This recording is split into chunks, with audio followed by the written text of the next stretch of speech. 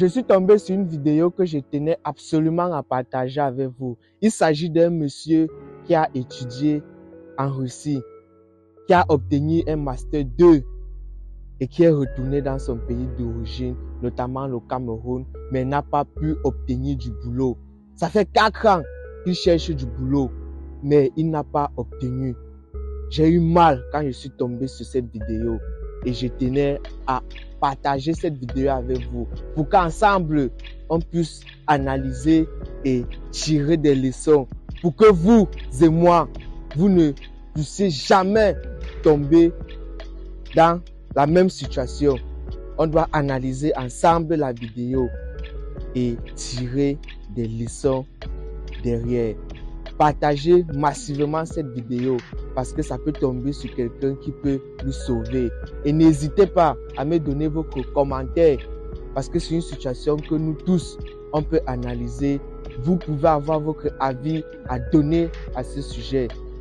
Parce que certes, il faut étudier, mais il faut faire d'autres activités à côté. Écoutez attentivement cette vidéo et je vous prends après pour donner mon analyse. À tout de suite. Apparu vers la fin de la décennie 90, cette activité est devenue un réceptacle de presque toutes les catégories et classes sociales. Des travailleurs aux diplômés, intellectuels, illettrés et sans emploi. On y trouve presque un peu de tout dans ce milieu, sans un profil type bien défini. Et tenez par exemple, nous avons rencontré un mototaximan presque unique en son genre, détenteur d'un master obtenu en Russie. Léandre n'a pas réussi à s'insérer dans la vie professionnelle. Son quotidien pour survivre, c'est enfourcher une moto pour gagner un peu d'argent. Allons à la découverte d'un conducteur de moto pas comme les autres. C'est dans ce grand reportage que signe Daniel Warren 2, Sedingzil. Comme tous les matins, il faut se rendre au boulot. Mais hors de question de prendre un taxi. Les embouteillages dans la ville de Douala, c'est une toute autre histoire. Le moyen de transport de prédilection ici, c'est la moto. Nous réussissons à trouver notre véhicule. À quoi Oui, là il vaut. Equinox. Ok, alors. Ok, c'est parti. Tu avais la monnaie, hein? Oui. Ok. Là, fait 300, hein? Et c'est parti. Sur la route, nous ne résistons pas à l'envie d'entamer la conversation avec Léandre, notre chauffeur de circonstance. Ça fait combien de temps que tu fais la moto? Pas d'un an, hein? Pas d'un an. Un an? Ouais. C'est pas vraiment beaucoup. Non, mon frère, on est encore en cascade. Tu as toujours voulu faire ce que tu fais là? C'est quoi? Je comprends pas. La moto. Tu as toujours voulu être sur une moto ou bien... Comment être sur une moto, mon frère? C'est la circonstance de la vie. Comment ça? Comment? Les parents t'envoient à l'école, tu finis, et après rien. Tu fais comment? Ah, laisse ça, dis donc. Il y a les gars qui disent qu'ils sont partis à l'école, pourtant, c'est juste un racontage.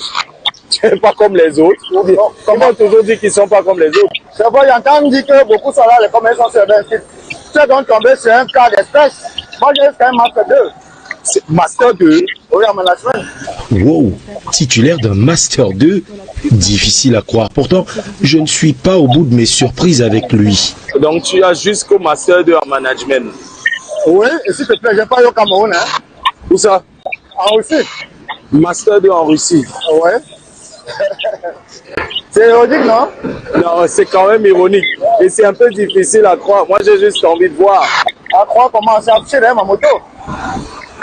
Ah bon? Ouais, j'ai affiché mon CV derrière ma moto. Parce que depuis 400, rien comme ça, ouais. Nous arrivons finalement à destination. Et effectivement, en guise de plaque d'immatriculation sur la moto, le CV de Léandre. Mais a-t-il réellement obtenu son diplôme en Russie, comme il le prétend? Nous retrouvons Léandre un peu plus tard dans l'après-midi. On ne sait pas. On va préférer, parce que je suis resté à Guédo au Grand-Moulin. Donc mes parents ont compté, on a grandi. Et je viens loin en haut, donc je fais de la moto devant tous mes amis. Il décide de nous conduire chez lui au quartier Grand Moulin, dans le 5e arrondissement. Son deuxième fils Gate est là pour l'accueillir. Léandre se transforme alors en papa poule. Laisse mon enfant, quand tu es en train de courir, tu cours partout. Est-ce que c'est normal que tu cours comme ça? Hein? Lui, comment? Regardez. Regardez. Regardez quoi? Le bonbon. Là, descends, tu as un vieux. Descends pas les vieux. Descends pas. Tu es grand, non? Il faut traverser un dédale d'escalier pour rallier enfin son nid douillet. Un vrai labyrinthe. Regarde la maison. Regarde tout ça là. Ça c'est quoi? Ramasse ça. Ouais, c'est où la maison? Ah, va mettre dans ton sac. Ouais, que. Quand tu mets les paroles, vous avez tout dérangé ici là. Viens. Ah. Va remettre le bâton dedans. Tu remets, hein? Ok. Il tient à nous montrer la preuve de ce qu'il avance. C'est quoi ces documents? Je vous ai dit tout à l'heure que j'avais le diplôme, j'ai fait la réussite. Il faut offrir des preuves à tout ce que je dis. Que les personnes racontent sans que de commentaires. Ça, c'est la lettre de fin de stage de APM. L'agence de prestations maritimes. Et ce n'est pas tout. Il y a aussi son relevé de notes du brevet de technicien supérieur BTS, ses visas obtenus le long de son séjour en Russie. Et enfin, ce qui aurait dû être son saint Graal, ses relevés de notes de master obtenus à l'université de Belgorod en Russie. Le doute n'est plus permis. Mais comment un jeune homme à l'avenir si prometteur a pu se retrouver sur un engin à 2 roues? Et maman me dit particulièrement que bon, tu n'es pas si vieux que ça, tu as une licence. Pourquoi ne pas essayer de poursuivre tes études ailleurs qu'ici? Ailleurs qu'ici. Je dis que tiens, je ne suis pas très d'accord, mais pourquoi ne pas? C'est toujours mieux un diplôme qui vient d'ailleurs que quelque chose du Cameroun, quelque chose d'ici. En revenant avec ce diplôme, tu auras peut-être une différence par rapport aux autres. Je dis pourquoi pas laisser cet emploi et y aller. C'est comme ça que maman se bat dans les tontines, se bat avec l'appui de mon grand frère. Par chance, je tombe sur une voisine qui faisait partie des gens en Russie. Sans donner 5 francs, fait le dossier dès que le visa sort en juin. Tu vas en Russie? Je vais en Russie. Nous sommes en 2016 et 3 ans plus tard, Léondre soutient en pleine pandémie mondiale. J'ai créé mémoire et à cette période, c'est la Covid. On ne peut pas soutenir en présentiel.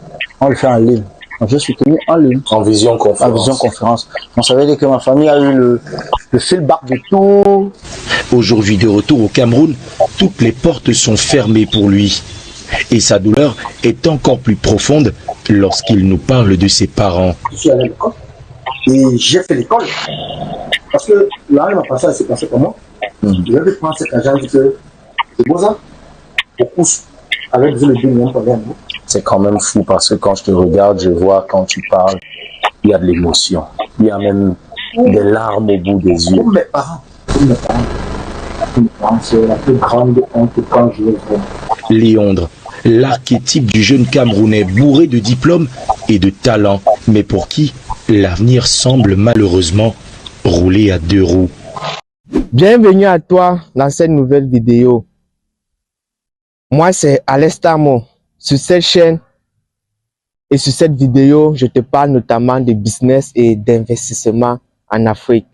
Si ça t'intéresse, n'hésite pas à t'abonner et de partager cette vidéo. Vous avez écouté la vidéo qui vient tout juste de passer.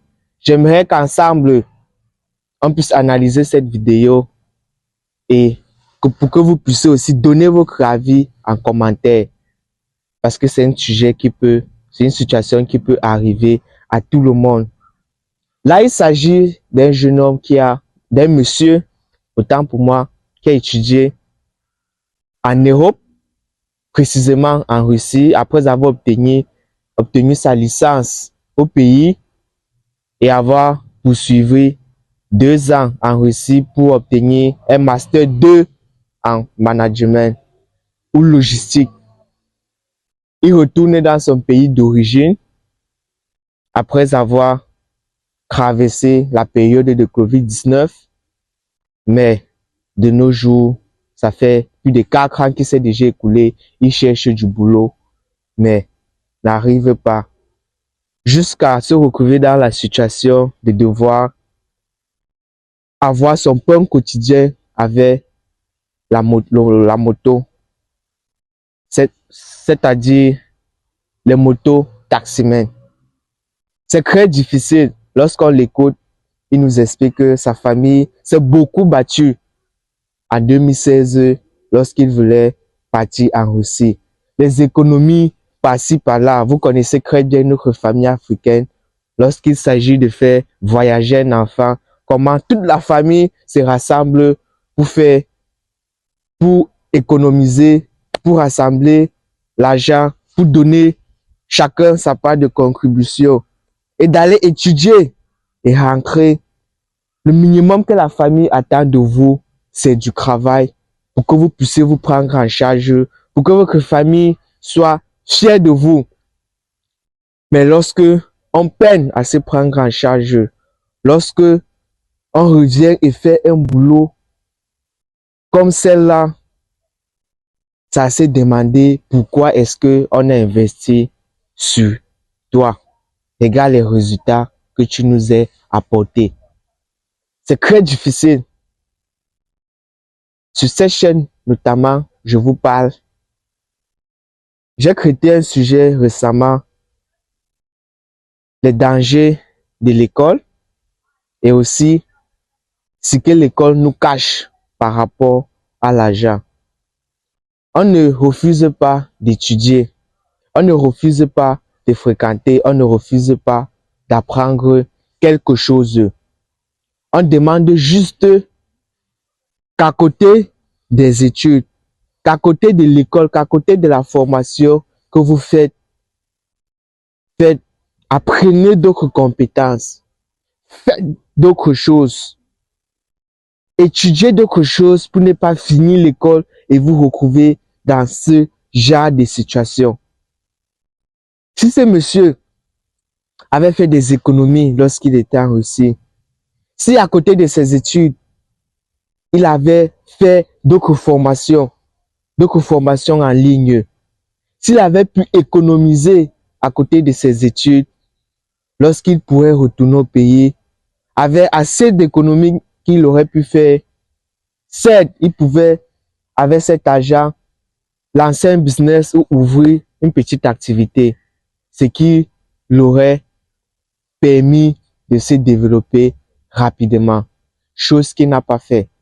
Si à côté de ses études, il avait fait une formation, que ce soit en ligne, dans le marketing digital, dans la création de contenu, dans des petites formations, dans le montage vidéo, l'infographie, qu'il avait appris la bourse. Il y a tellement de formations qu'en 2026, vous pouvez faire à côté de vos études, que vous soyez salarié, étudiant ou sans emploi ou chercheur d'emploi.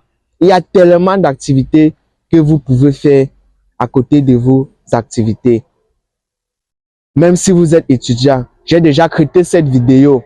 Vous pouvez juste aller le regarder derrière pour ne jamais tomber dans ce genre de situation.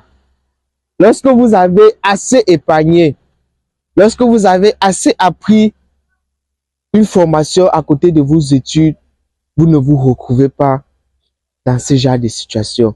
Comment éviter de se retrouver dans ce genre de situation? Cherchez à apprendre quelque chose à côté de vos boulots, de vos études. Même si vous êtes sans emploi, faites autre chose. Cherchez un autre moyen de revenu.